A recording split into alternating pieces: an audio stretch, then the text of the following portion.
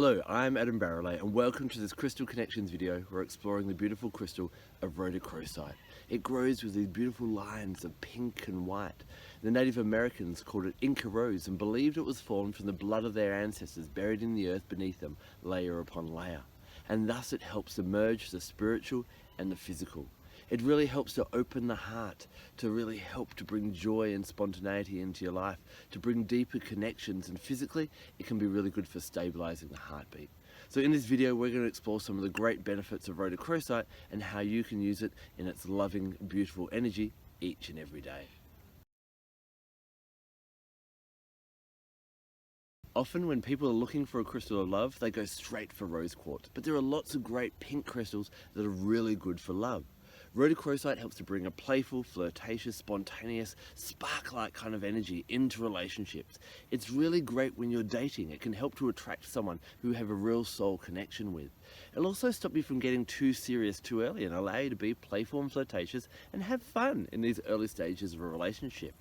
If you've been hurt in the past or been through a few relationships where they haven't turned out to be the best, Rhodochrosite can really help to continue on and to give your all into this new relationship. Sometimes we carry a bit of baggage and are a bit guarded in a relationship when we're getting into a new one because of what's happened to the past, and Rhodochrosite can help guard against that. Wear it and also meditate with it each night, seeing yourself releasing the past and seeing yourself free to embrace whatever opportunities come in love in the future.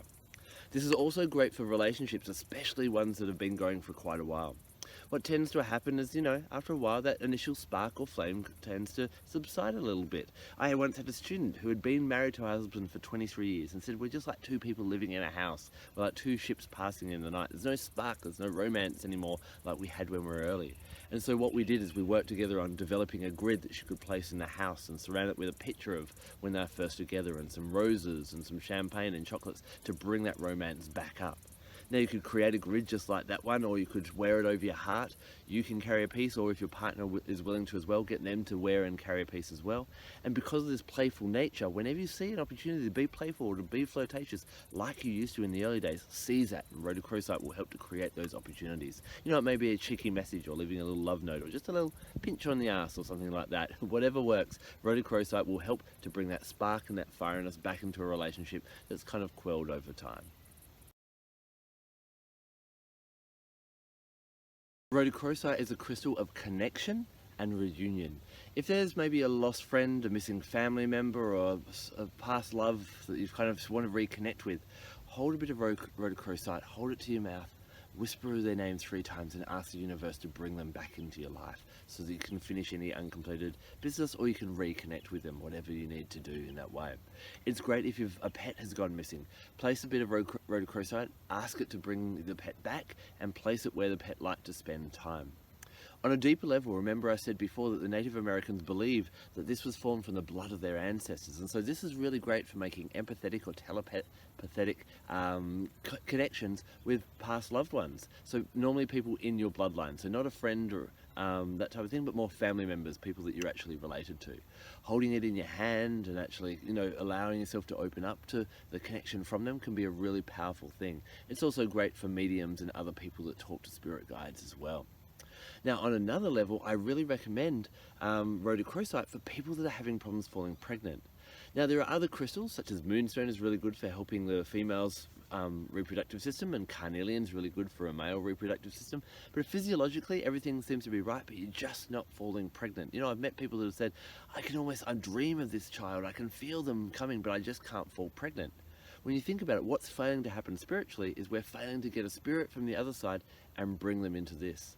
And remember that Rhodochrosite helps us to connect with our bloodline of the past, but also of the future.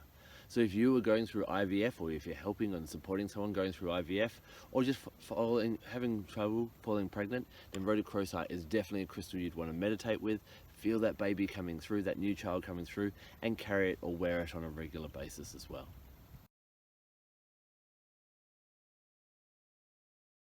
So far in this video, we've been exploring loving relationships with other people in relation to Rhodochrosite. But there's another loving relationship that Rhodochrosite is really important and helps to nurture as well. And that's the loving relationship you have with yourself. Take some time each evening to sit down with Rhodochrosite and just give yourself some time to reflect and really get to know yourself. First of all, sometimes we beat ourselves up about what we did so badly. Take some time to really self-analyze yourself, and not in a critical manner or not in a vain manner, but to really realistically appraise yourself on what you did well, what you didn't do so well, and how you can improve on that without having to beat yourself up. Just as a kind of a very objective analyst in that type of way. Rhodochrosite, while you're sitting with it as well, can really help you to work out what you enjoyed in a day and what you loved. It's really important to be clear on these things, because instead of going into relationships looking for other people to fulfill different things, if we can fulfill them within ourselves, then we don't need something from someone else, and we can actually enjoy relationships a whole lot more and form a greater connection when we don't bring that baggage and that need and that desperation. So sit down, and even if you need to write, analyze your day, look at what you did well, what you didn't do well, and make sure there's an equality there, things that you can improve on and things that you did really, really well. Think about what makes you happy, what you enjoyed and what brings you pleasure, and be clear on them as well, because if you're not clear on what you want from yourself and from life and from other relationships, then how do you know what to kind of pursue and what path to lead down?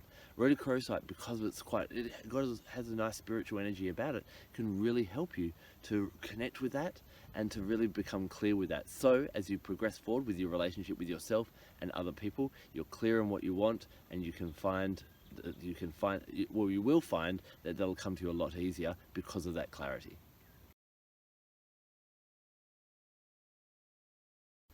To make the most out of your rhodochrosite, make sure you cleanse it regularly. And I find the best way to cleanse rhodochrosite is with fire, because fire has that spark, just like rhodochrosite helps to bring spark back into relationships. Ideally, the way to cleanse crystals with fire is to place them near an open fire, a campfire or an open fire in your house. Now, don't put the crystal in the fire, just about a meter away or wherever you could stand comfortably without getting too hot yourself. Place the crystal there. If you don't have access to an open fire, then passing it through a candle flame 3 times quickly will suffice. You can also bring in other energies that really work well with your rhodochrosite to get the most out of it. I love working with plants and especially essential oils, and the one that I always use when I'm working with rhodochrosite is marjoram. Now, marjoram is sacred to Venus and her son Hymen, who is the god of commitment and marriage, and on a more ancient level, marjoram was dedicated to Mother Nature or Gaia. So if you want to bring back more deep connection with those that you're in relationship with, then diffusing and inhaling marjoram can really help in everyday life and in your meditations. If you're trying to connect with a past family member that has passed to the other side, marjoram and inhaling it there can also help. If you'd like to make a deeper connection with Mother Nature, take your rhodochrosite outside, inhale the marjoram, put your hands on the earth, and allow Gaia to offer her wisdom to you, her guidance, her support, and her love. I also love to work with animal guides, and I'll call upon one of the pink parrots. Think of the pink and grey galah, the Burke's parrot, or the Major Mitchell. Many of these are found in Australia. These are great because parrots are all about self-expression, and being pink, it's about that self-expression of love. The pink parrots can teach you to be more brazen, more unforgiving, and give your full when it comes to relationships, to give it our absolute and to really enjoy and thrive and flourish in every relationship that you're in, to not go in. They're not guides for the faint-hearted. So how do you connect with these birds? What you do is you grab your crystal, you grab some of your marjoram essential oil, inhale that, close your eyes, see yourself in a place of nature, and allow that pink parrot to come in and communicate with you, just like a spirit guide or an angel would. Allow them to impart their wisdom on you. As you go throughout the day, embody that energy of a parrot, being quite, brazen and bold and loud, and be that way in your relationship. Be unforgiving and, love with reckless abandon. And the pink parrots will help you to do that. Astrologically, because of the fiery nature of rhodochrosite, it really connects with the planet Mars, and thus is ruled by the day Tuesday. Tuesday is the power day to work with rhodochrosite, so if you want to bring more spark, or if you're making a grid or doing anything major, do that on a Tuesday. I've been working with crystals now for over 20 years, and I noticed when I was first buying rhodochrosite, it used to come in the little tumbled stones and look like beautiful blue lace agates with those pink and white lines. Now it's really hard to find such stones, and I was quite lucky to find this beautiful slab.